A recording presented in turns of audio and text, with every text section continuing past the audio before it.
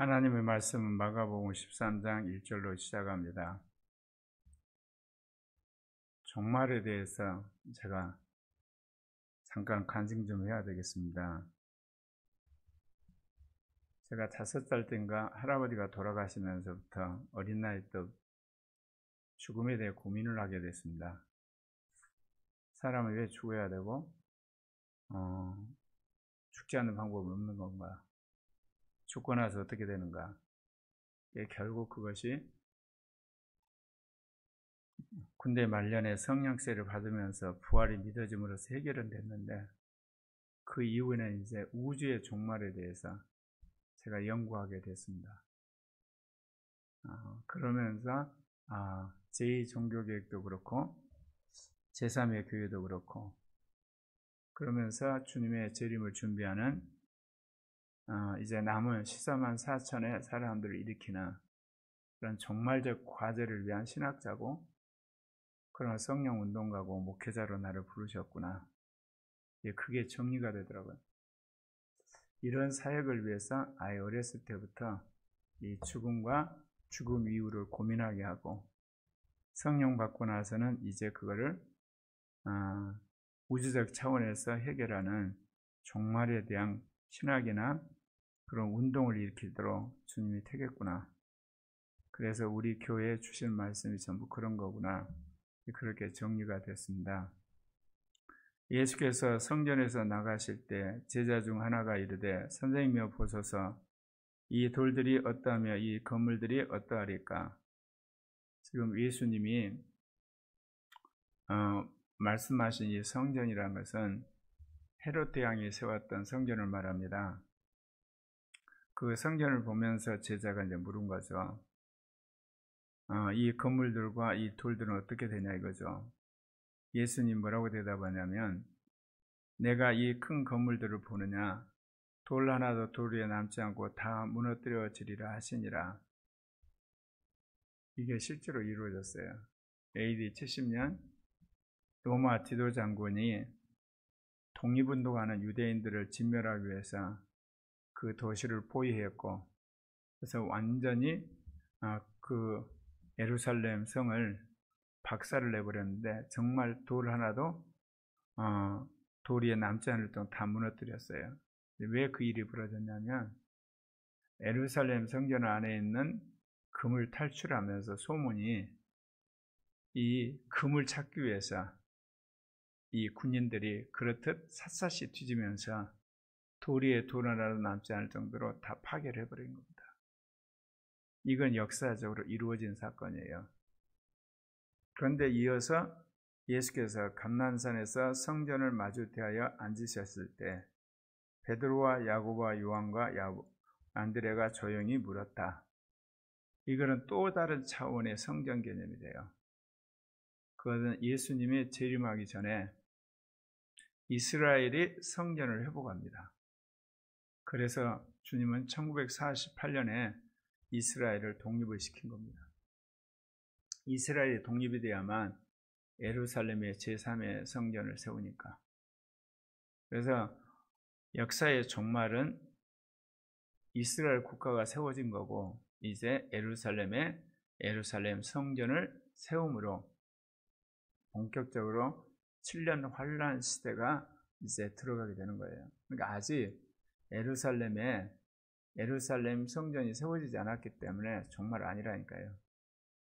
자꾸 사람들이 성경적이다 그러면서 주 예수여 어서 오시옵소서 마라나타, 그러니까 주님은 곧 오신다는 이야기를 전해야 된대요. 그거는 사도 요한이 주님이 곧 오실 걸 알고 그런 어떤 영적 분위기 속에서 그렇게 쓴 거거든요. 그거는 개인적인 종말론에는 항상 진리예요. 개인적으로는 주 예수여 어서 오시옵소서요. 그러다가 주님 나라 가는 거 아니겠습니까? 그러나 교회적으로 우주적으로 주 예수여 오시옵소서, 그거는 성경에 있는 모든 예언들이 이루어져야 주님 오시는 겁니다. 그 중에 하나가 이스라엘 회복된 거, 이미 회복됐죠. 이제 이스라엘이 예루살렘 성전을 지어야 됩니다. 그 증거 중에 하나가 그거예요. 이제 그러고 나서 이제 이런 일이 일어나는 거거든요. 우리에게 이르소서 어느 때 이런 일이 있겠사오며 이 모든 일이 이루어지려 할 때 무슨 징조가 있사오리까? 어느 때 어느 징조? 그때 예수님이 하신 이야기 있습니다. 예수께서 이르시되 너희가 사람의 미혹을 받지 않도록 주의하라. 많은 사람이 내 이름으로 와서 이르되 내가 그라하여 많은 사람을 미혹하리라. 여기에는 굉장히 시대적인 하나의 그 흐름을 이야기를 하는 겁니다. 국가 기독교 시대, 기독교 국가가 일치된 시대는 국가가 알아서 이단들을 박멸을 했어요. 그리고 교회가 이단을 박멸하면 이단들이 바로를 못했어요. 그래서 역설적으로 기독교가 국교되면서부터 실은 이단들이 이제 사라지게 되고 이단들이 생기게 되면 심지어 국가가 권력을 이용해서 박멸하기까지 했거든요. 그게 1945년 2차 대전 때까지 그게 가능했던 겁니다. 그러니까 여기 나오는 내용은 적어도 2차 대전 이후에 이루어질 일이라는 거죠. 그럼 여기 보면 너희가 사람의 미혹을 받지 않도록 주의하라. 많은 사람이 내 이름으로 와서 이르되 내가 그러하여 많은 사람을 미혹한다. 이 상황이 연대겠대요. 민주화된 사회, 글로벌화된 사회, 개인주의화된 사회에서 이런 일이 벌어지는 거예요. 우리가 말한 것처럼 국가 기독교 시대는 이런 일이 일어날 수가 없죠. 교단적으로 이단을 정죄하고 국가적으로 이런 세력을 발본색원해서 감옥 보내버리고 사회적 탄압을 해버리면 이단들이 조기에 사라지게 되는 겁니다.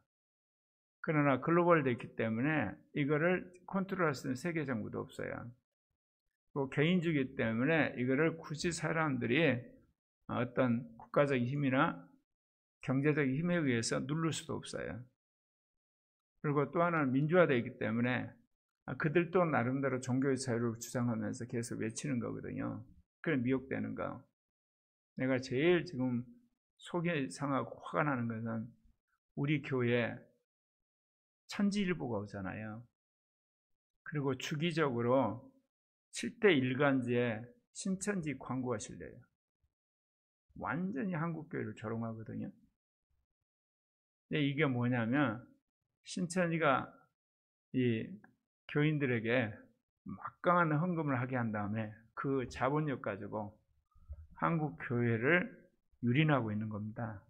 그런 믿음이 없는 잘못된 신앙을 가진 목사나 장로들, 집사들이 거기에 걸려드는 거예요. 그런 걸 보면서 제가 참 얼마나 속이 상한지 몰라요. 이쯤 되면 한국교회가 연합을 해서 신천지를 박멸하기 위한 그런 선교단체를 만들어 조직적으로 대응하면 얼마든지 이길 수가 있거든요. 근데 전부 개인주의고 개교주의고 개교단주의니까 신천지 하나 해결 못해가지고 이렇게 쩔쩔머는 상황이에요. 난리와 난리의 소문을 들을 때 두려워하지 말라. 이런 일이 있어야 하되 아직 끝은 아니라. 난리와 난리 소문이 뭡니까? 이게 혁명이에요.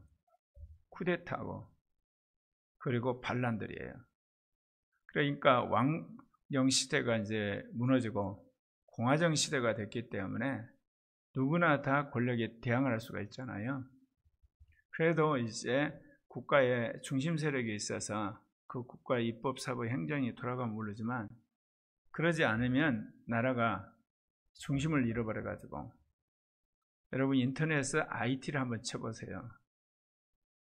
조폭 세력이 대통령을 죽이고 지금 국가를 운영하고 있어요. 대통령이 유엔군 참전을 요청하러 갔다가 외국에 발이 묶여서 국내로 못 들어가요. 사람들이 자유민주주의 체제 그러면 모든 것이 이루어질 거라고 생각했죠. 이제 명확히 드러났어요. 기독교가 뿌리를 내리지 않는 나라에서 자유민주는 불가능해요. 공산화가 망하고 새로운 대통령제를 수립했던 러시아를 보세요. 세계 역사에 유례없을 만큼 푸틴이 5선을 이번에 했어요. 아마 종신제가 될 건데 그러면서 그가 전쟁에 어마어마한 러시아 청년들을 전쟁에서 죽음으로 몰아넣어도 87% 지지를 하죠. 그게 전부 다 주민의 투표로 이루어진다는 사실이에요. 그래서 난리와 난리의 소문이란 것은 이제 왕정시대가 아니고 공화정 시대고, 그래서 여기저기서 말씀드린 혁명과 반란과 쿠데타가 빈번하게 일어나는 것. 또 하나가 여기 보면 그렇지만 이것은 끝이 아니라는 것. 이런 거 일어났다고 자꾸 끝이라고 하시면 안 된다니까요. 성경을 제대로 읽어야지. 민족이 민족을, 나라가 대제가 일어나, 이거는 전 세계에 있는 그 민족들, 지금 국가가 200개죠. 앞으로 적어도 수십 개가 더 국가가 세워져요. 왜냐하면 언어라든지 혈연이라든지 역사적 경험에 따라서 나라가 이루어져야 되는데 못 이루어지는 나라들이 있거든요. 예를 들면 내몽고 같은 경우 중국이 지배하고 있잖아요. 신장 위구르 같은 티베트, 대표적인 게 쿠르드죠.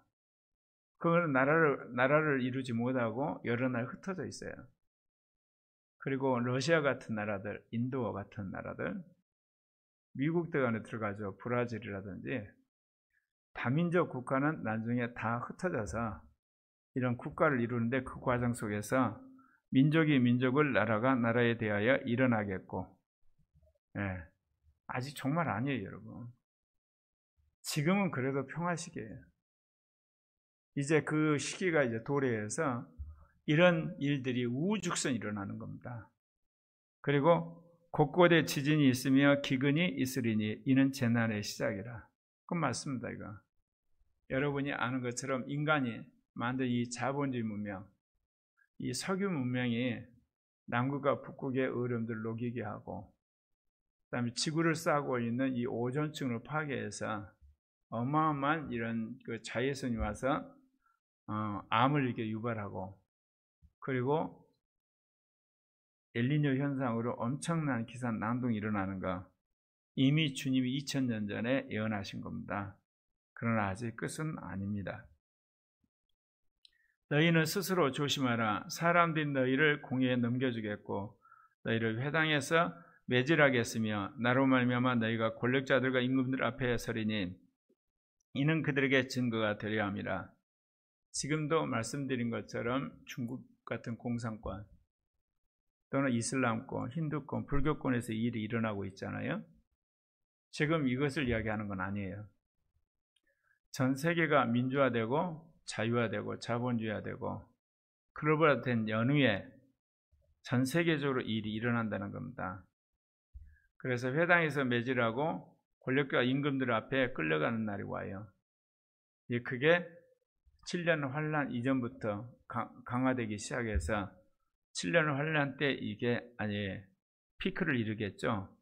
그러나 주님이 분명히 먼저 말씀하시기를 복음이 먼저 만국에 전파되어야 할 것이니라. 분명한 것은 전 세계에 복음이 전파되어야 된다는 거예요. 전파되지 않고 이런 일이 일어나지 않는다. 말하자면 중국이라든지 이 힌두권 그리고 이슬람권, 불교권에 이르는 핍박은 여기서 말하는 핍박이 아니에요. 왜냐?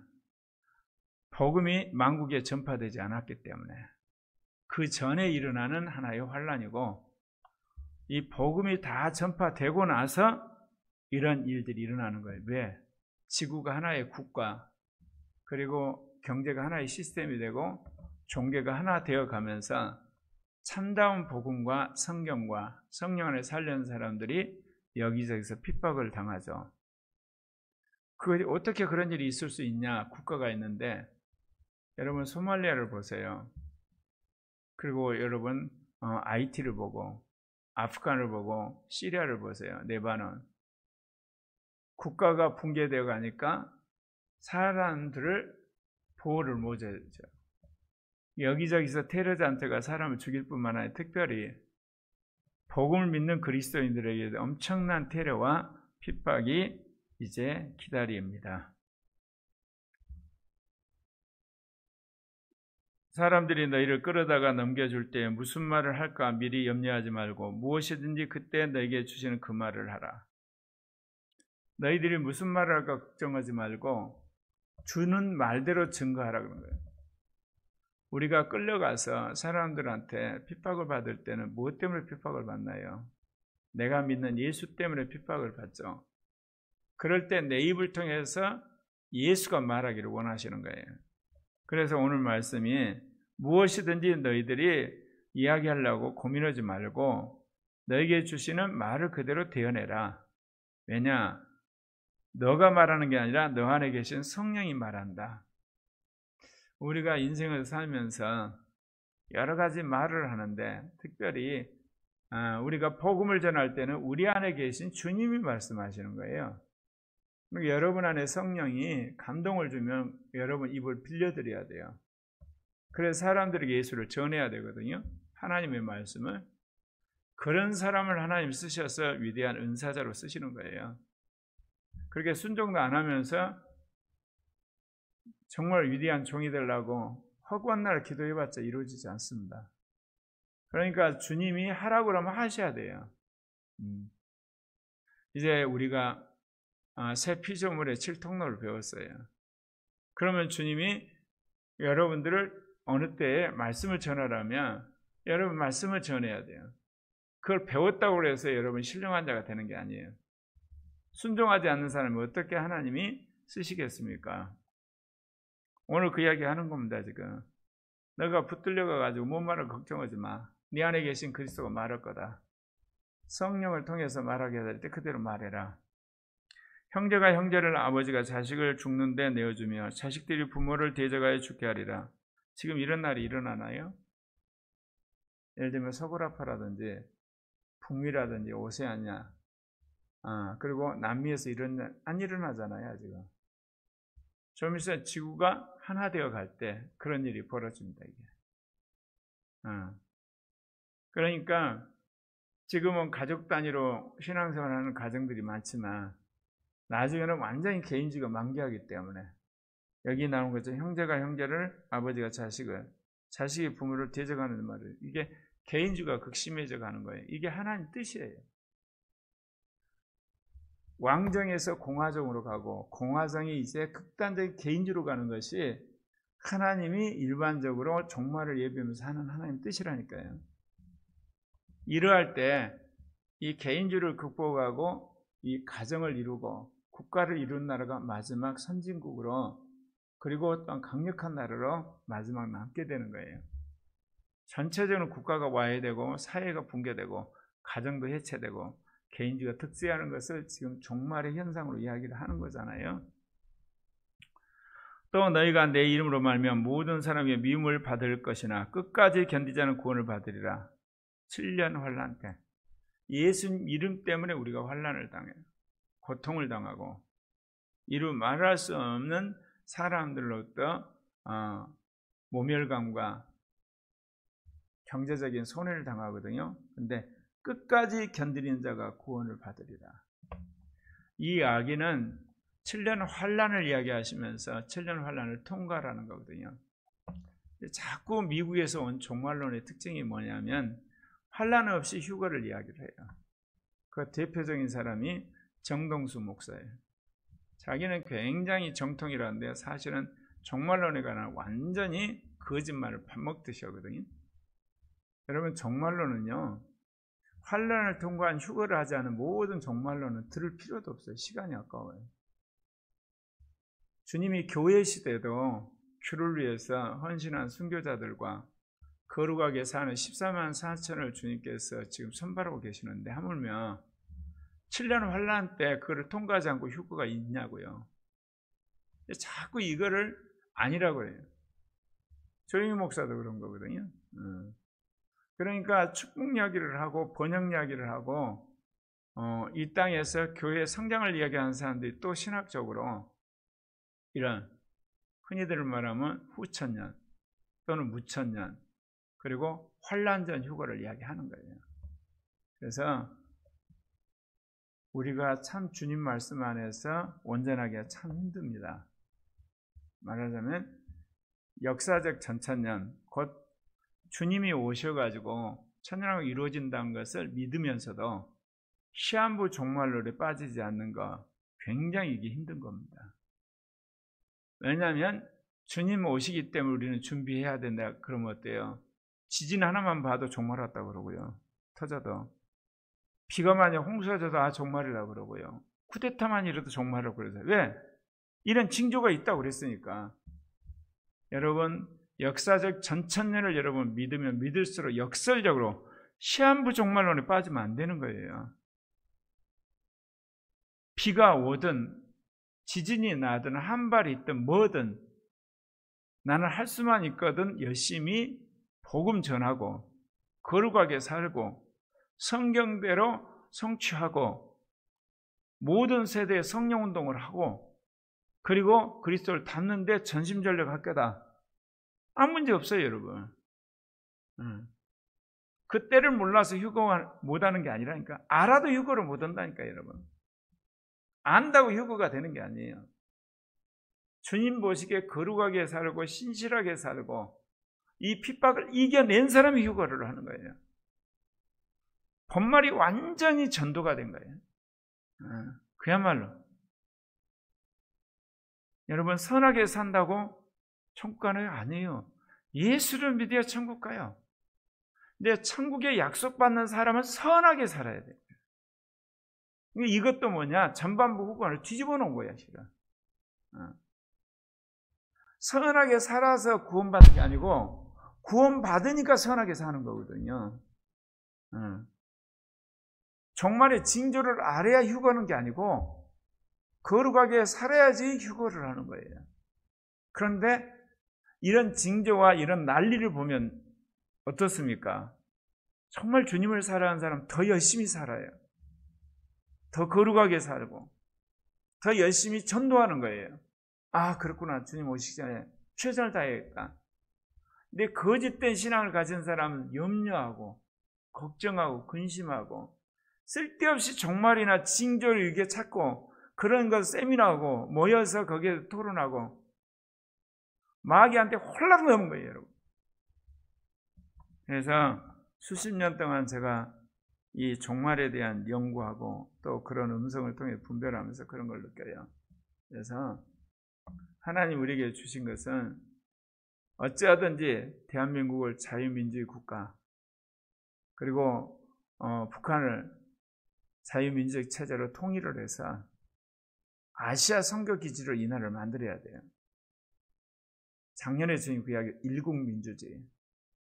전 세계는 전체주의로 가고 동성애 합법화로 가고 그야말로 자본주의 찌든 나라가 되지만 한국만은 일국민주주의를 유지함으로 가장 강력한 나라, 문화대국을 만들어서 아시아와 전 세계 복음을 전하는, 그래서 전 세계에서 젊은이들이 유학으로 오는, 그래서 가장 탁월한 엘리트들만이 이민을 받을 정도로 미국을 능가하는 나라로 만드는 그 사명이 제3의 교회에 있어요.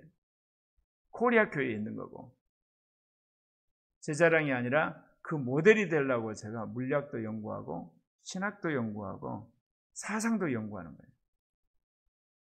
모델이 돼서 사람들이 제시를 하고 그래야만 수많은 사람이 따라올 거고, 그러면 그런 것들을 정치, 경제, 문화사회 모든 영역에서 이제 우리가 그런 대안을 만들어내면 미국을 능가하는 나라가 된다니까요. 미국은 이제 세계를 지도하는 힘이 끝났어요. 자본주의 힘과 군사력 힘에는 없어요.